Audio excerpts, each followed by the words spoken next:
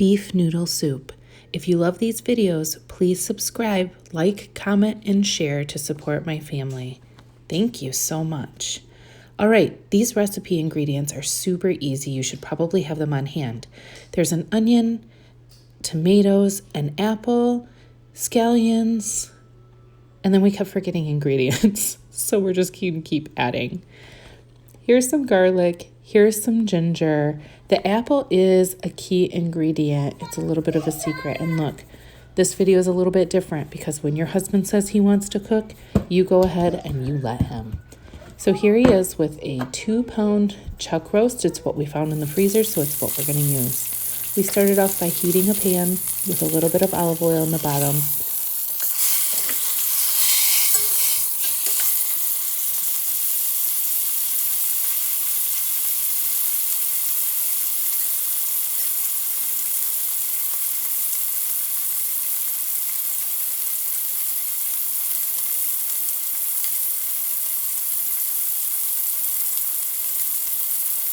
Here's a little tip. You're going to want to get this pan raging hot so that when you put the meat down in it, it's really going to sear and create a nice layer on the meat. It doesn't matter if you have bone-in or if you have boneless. We happen to have a bone-in. That's okay. We're going to use what we have.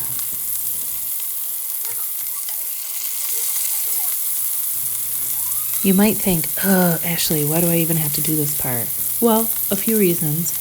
One, it builds a lot of flavor, and that is the name of the game for this beef noodle soup. You want to layer flavor in, and it really does get really rich and really, really yummy. You're going to want to practice patience. Look, people, some of us, we have nothing but time. So just patience, patience, patience. It's a virtue.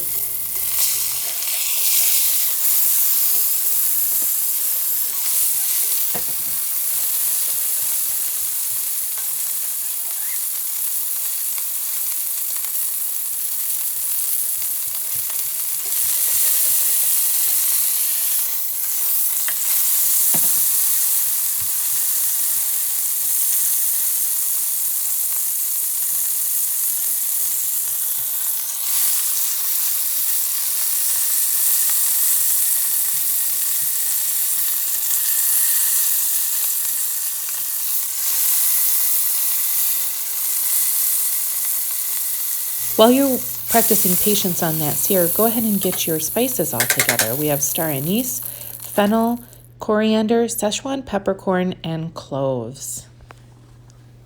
Go ahead and get that into the pot. This just creates a lot of aromatics. This smells awesome.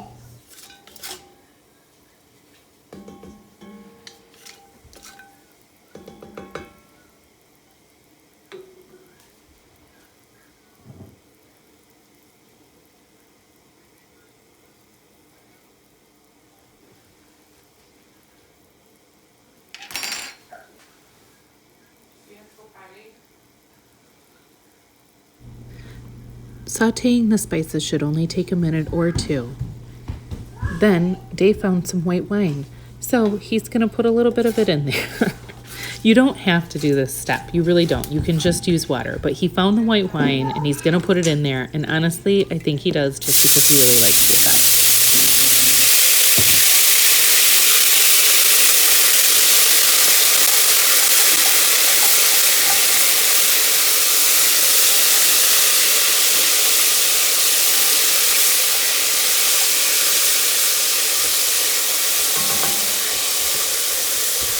This did help to deglaze the pan, I'm not going to lie. It did work. And then he puts in a tablespoon of soybean paste. We do have soybean paste in the house. If you don't have that, you could put in tomato paste. That would be a good substitute. Has a little bit less spices, but it would still kind of do what it needed to do. Move it around in that pan and break it up. Do not take out the spices.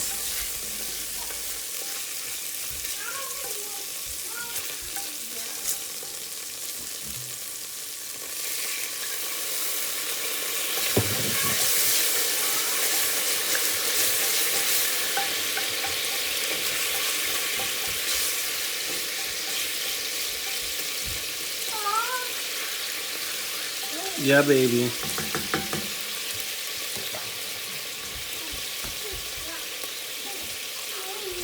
After you sauteed that for a little bit, it's time to get all of those veggies in and just put them all in. You've pre-chopped them, you're totally ready. Dump it all in for a saute bath. Hot. Lorraine, come on. Go to mom.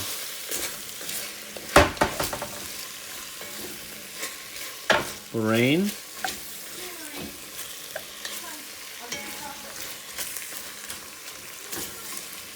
Lorraine is super in love with her dad, and so I thought it was cute. I left it in. Look at this, looks pretty good.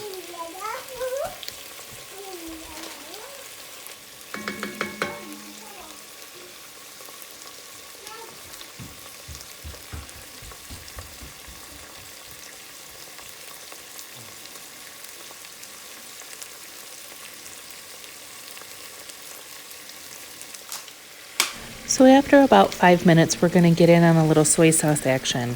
Now, some people use a little bit of light soy sauce and a little bit of dark soy sauce, but all we have is light soy sauce, so that is what we are using. At this point as well, you can put in rice wine vinegar, and I do recommend that if you have it, but we don't have any, so we just skipped it, and that's what we're going to do. I don't care. It's still going to taste delicious, and it really did. Oh, we forgot carrots. So slice them up, get them in there. Ideally, you're going to want to put those in with the rest of the vegetables. But whatever, we remembered, we put them in, we got them in there. This is going to help with the sweetness of the dish.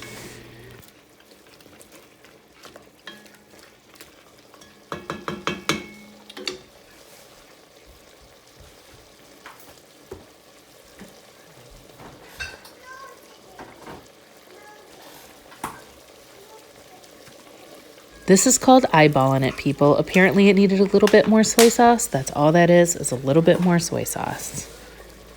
There are no mistakes. There are just learning lessons.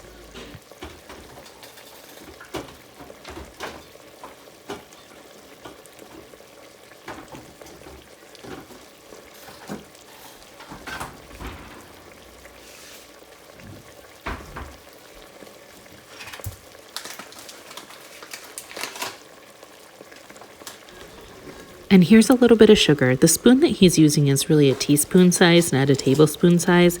Don't put too much. So this is about 3 teaspoons of sugar. Does he do 4? No, I think it's just 3. 3 teaspoons. Move it around.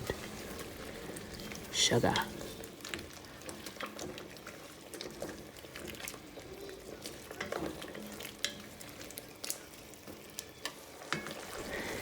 Now it's time to cut your meat up into a few big chunks.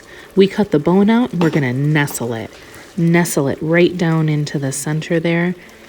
And then put all the other big chunks around, in and around. Don't get crazy about the sizes. Everybody's going to have a different piece of meat. Some of you are going to have a little small piece. Some of you are going to have a really big piece.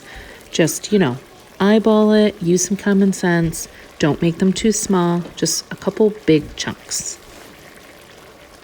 At this point, I'm also going to let you know that it is absolutely acceptable to do all these previous steps and still use things like chicken, venison, turkey, whatever you have.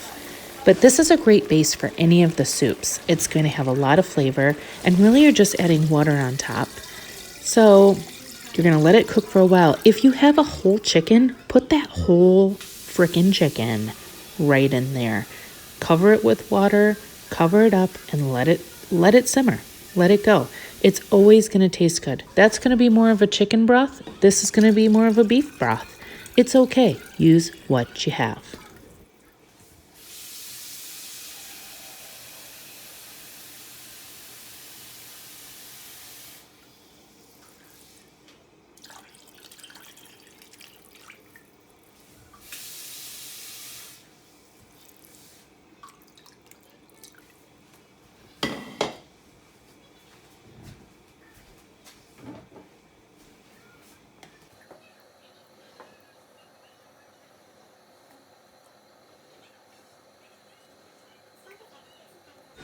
After you add the extra liquids, you really could just set it and forget it for like a good hour, hour and a half.